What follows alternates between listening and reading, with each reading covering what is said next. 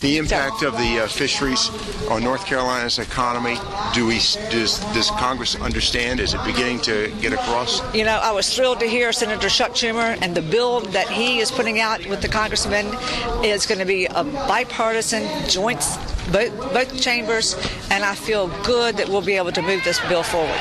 I was talking with Louis Daniel yesterday with the Division of Marine Fisheries in North Carolina and asked him point blank, what will it take to make the change? And he said, I wouldn't like the answer. He said, it will take Congress to make the change.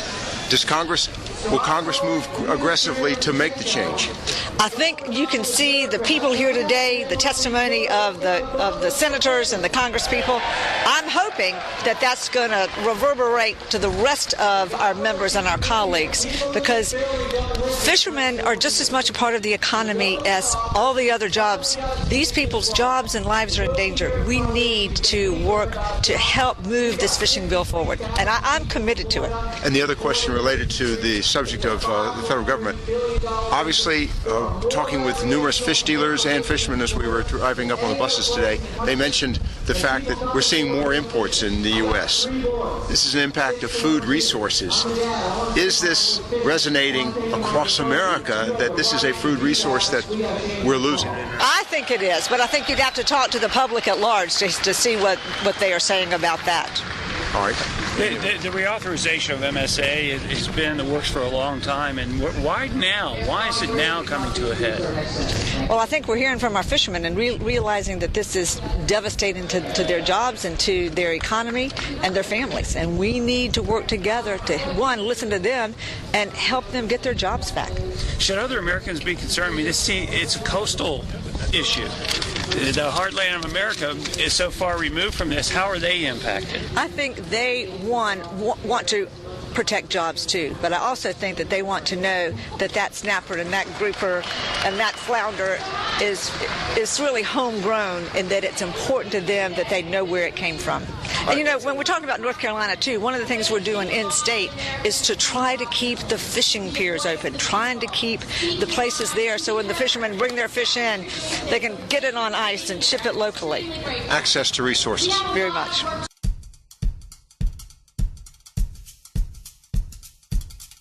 With some of the concerns that the fishermen are having is that if this current regulation is applied, it'll put them out of business permanently. And they are seeing continual regulation layered upon them. What is the future for the particularly the independent commercial fishermen? And we can go into the recreational, but definitely the commercial. Yeah, okay. So, you know, I think the couple of things that I would say in response to that is, you know, first and foremost is that we in the agency, I think, all share the same long-term vision that these fishermen share, which is, you know, sustainable fisheries producing at a relatively high level for a long time into the future. You know, the question is in the short term how you get there. And the problem is that every case is different.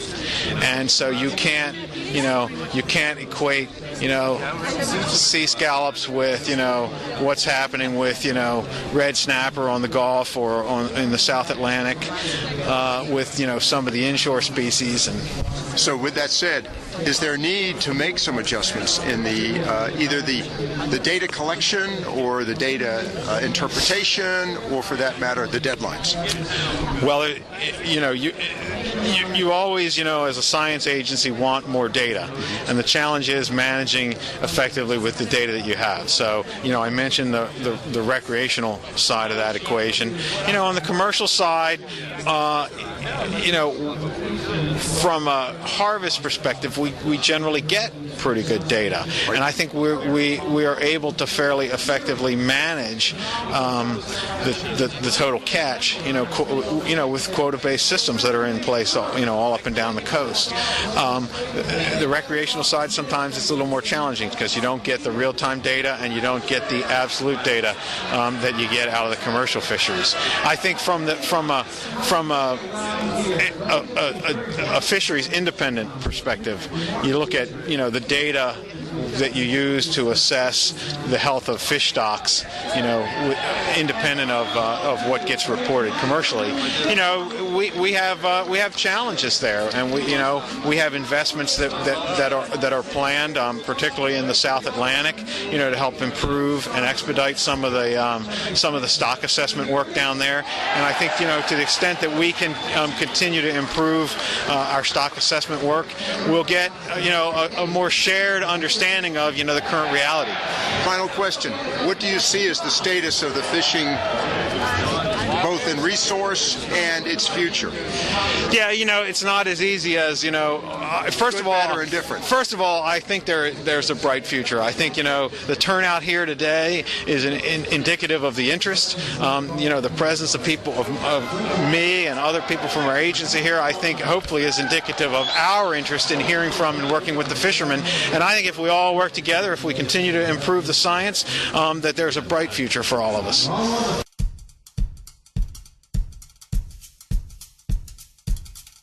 When you see Senator Schumer, and I was not here when he spoke to this crowd, you've got Republican, you got Democrat, you got great mix. We work together on these issues. And I will tell you that, and I said this on the podium just a few minutes ago, one of the best things that I've ever seen happen to the industry, whether it be commercial, recreational, whatever, primarily commercial in this case, was that Inspector General's report. That gave us a crack in a door that we could not open until that, truthfully.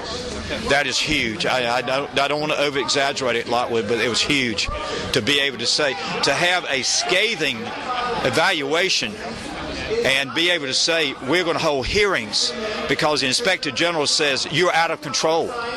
This will help the fishermen. It will help them. But also, I was talking to several other fishermen, not from, as a matter of fact, Chesapeake Bay. The regulations are apparently very much, and I say apparently, very much in disfavor to the independent commercial fishermen. Does Congress Hell, the government's been, I don't know how else to say it, the government.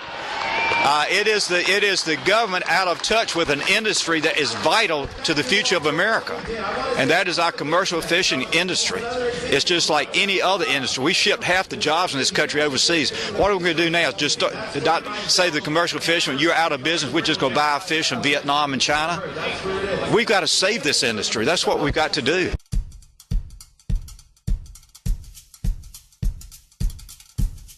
Are you impressed by what you've seen today? Oh, yeah. Gosh, yeah. I never expected to see this many North Carolinians, but more than that many fishermen that were here on an issue to try to educate members of the United States Senate.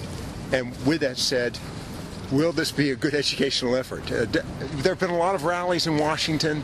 My question is, could Congress become sort of unenamored with the results of these rallies? Well, I think what it does, it gives those of us who are supportive of what they need a reason to be passionate, to go to members in other states and to sit down with them and say, you need to do this because there is a big political movement behind this.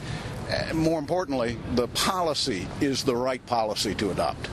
Outstanding. And then finally, and I appreciate your time, the efforts regarding this transition, actually the amendments, does it have a good chance? Well, I'd like to think that it does. It's difficult to look at the conditions in Washington right now and handicap any legislation that passes. And that's why I think it's important that we work with members to educate them on why this is the right policy, in hopes that this doesn't get bogged down in any political separation. Interesting observation. I'd like to bring that to a point. Obviously, there's been a lot of discussion about the significant partisanship taking place in Washington, D.C., but we saw today both Republicans and Democrats on the podium supporting this effort.